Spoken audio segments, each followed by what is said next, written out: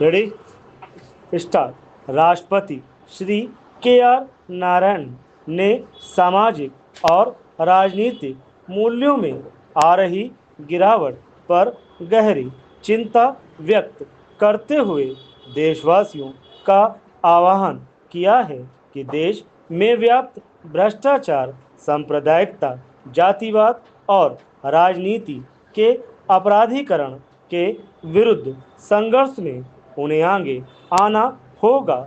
स्वतंत्रता की स्वर्ण जयंती समारोह के अवसर पर आज मध्यरात्रि को संसद के केंद्रीय कक्ष से देशवासियों के नाम पर अपने संदेश में कहा कि भ्रष्टाचार हमारी राजनीति और समाज के महत्वपूर्ण अंगों को खोखला कर रहा है।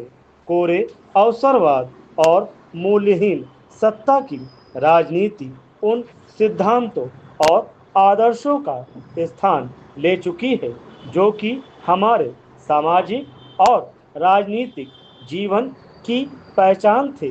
राष्ट्र को इन सभी बुराइयों से मुक्त करने के लिए एक सामाजिक आंदोलन चलाए जाने की आवश्यकता है। हम हर तरह से अपने लोकतंत्र पर गर्व कर सकते हैं, लेकिन हमें अपनी राजनीतिक, प्रशासनिक और निर्वाचन प्रक्रियाओं को स्वच्छ बनाने की दिशा में हर संभव प्रयास करने होंगे। हमारे लोकतंत्र के कार्यकरण में जो विकृतियां पैदा हो गई हैं, उन्हें दूर करने के लिए हर संभव प्रयास करने होंगे।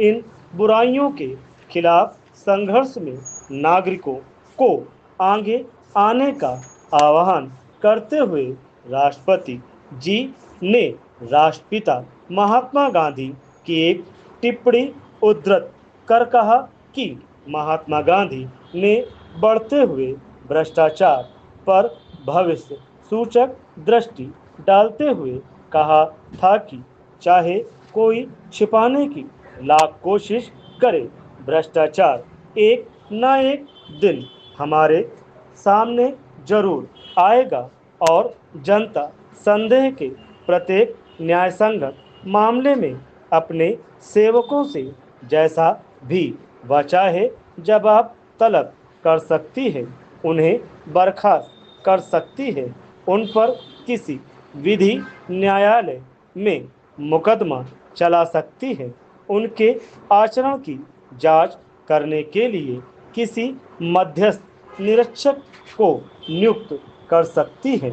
आगे उन्होंने कहा कि स्वतंत्रता के 50वें वर्ष में जब वे भारत के सभी लोगों से एकता और विश्वास प्रदर्शित करने की अपील कर रहे हैं, तो दूसरी ओर समाज में आई गिरावट पर उन्होंने दुख व्यक्त किया।